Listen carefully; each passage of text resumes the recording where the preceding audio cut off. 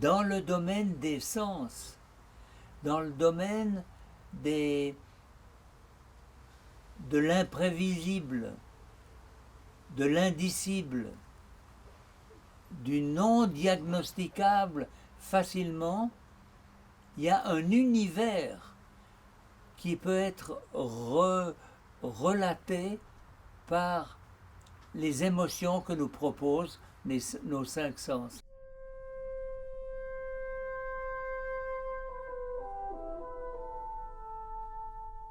Mais il nous a fallu plusieurs années pour être de plus en plus sûrs, convaincus que du rôle des sens, des cinq sens, dans une nouvelle guidance de l'accompagnement du malade. Le passeport sensoriel nous invite à écrire quelques mots sur ce que nous aimons voir, entendre, goûter, sentir et toucher. En écrivant notre passeport sensoriel, nous réfléchissons sur nous-mêmes, nous comprenons mieux qui nous sommes et ce qui nous lie au monde. Nous ravivons des souvenirs liés à des expériences anciennes, parfois oubliées, et avons une nouvelle manière de voir notre histoire de vie. Si on interviewe une personne et dit c'est pas facile la vie, et puis c'est difficile, et puis on est seul, et puis on est stressé. Non! Qu'est-ce que tu aimes entendre? Qu'est-ce que tu aimes goûter? Qu'est-ce que des parfums de fleurs t'ont permis de prendre conscience que c'est le printemps?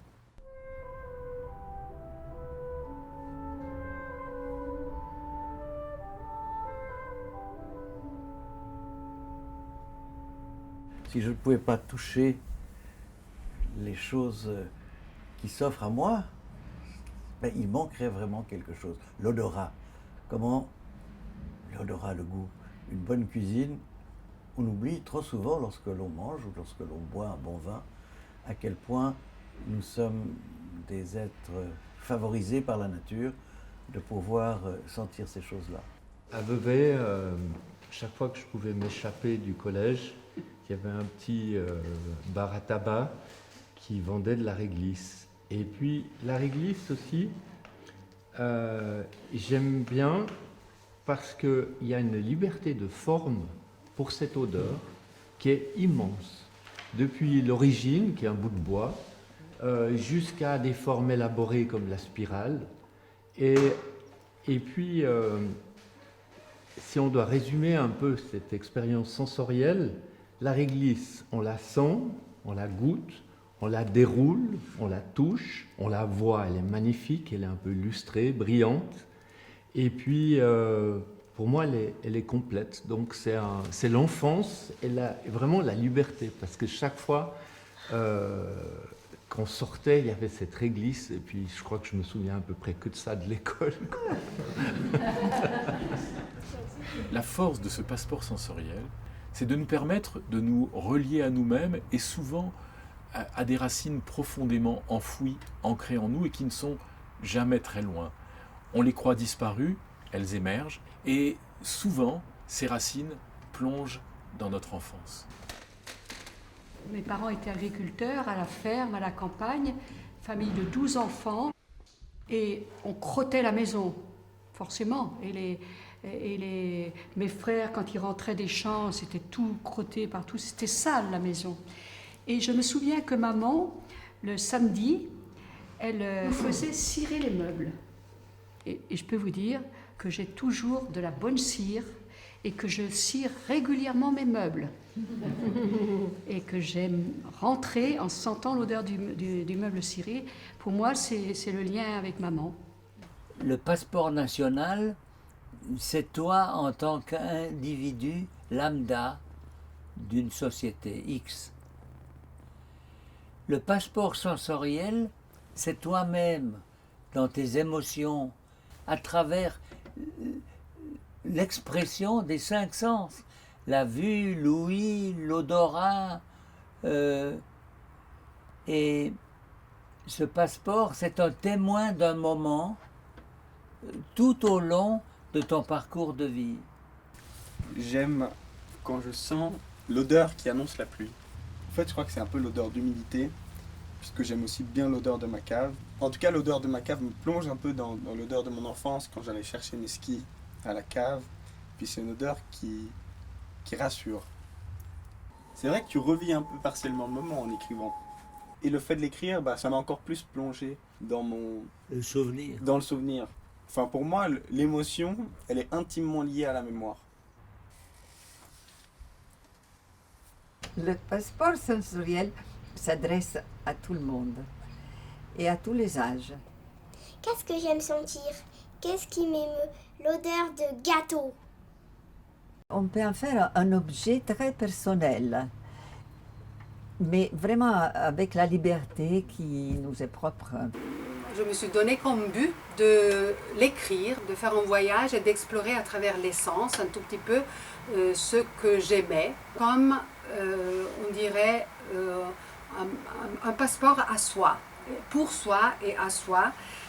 Comme Virginia Woolf avait parlé d'une chambre à soi, ce lieu privilégié où s'extraire du monde et puis effectivement explorer ce qui se passe à l'intérieur de nous, et ici naturellement toujours à travers les sens. Si je me donne cette peine de réfléchir à ce que représente pour moi chaque sens, eh bien je pense que j'apprendrai à me connaître beaucoup mieux que par d'autres réflexions philosophiques. C'est tellement plus pratique, c'est tellement plus réel, on entre dans le concret.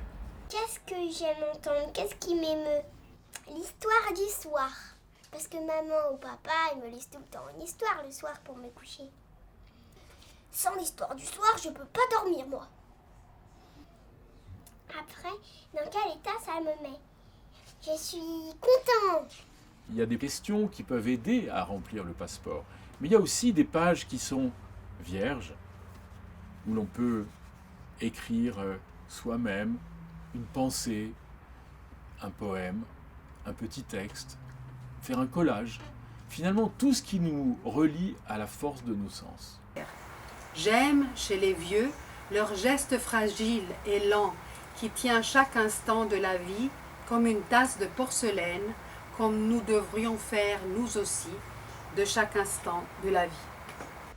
Et en recevant le passeport sensoriel, je me suis dit oui, il faudrait le remplir maintenant, pendant que je peux encore exprimer ce que je ressens, pour que peut-être un jour pouvoir avoir quelqu'un qui me rappelle ce que je sentais et que ça réveille en moi des sentiments et des souvenirs très importants.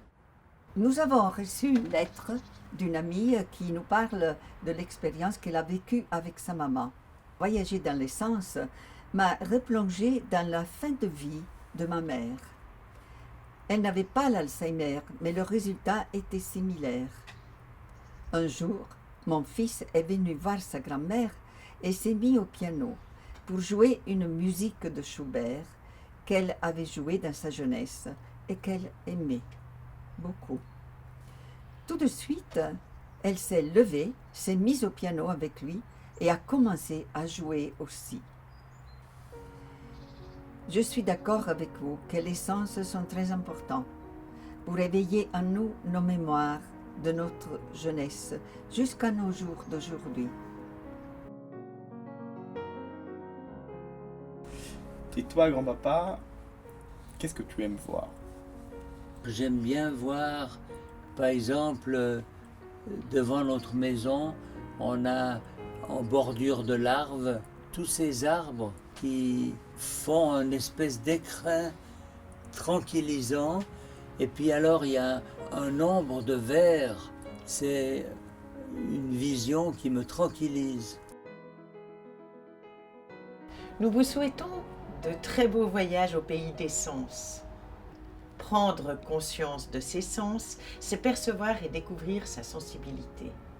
Découvrir, le sentir et le ressentir, c'est le début du « connais-toi toi-même » qui permet la communication et ouvre la porte au 6e sens qui est remplir le passeport sensoriel, va vous donner un enrichissement pour vous-même et pour le dialogue avec l'autre comme vous n'aurez jamais imaginé.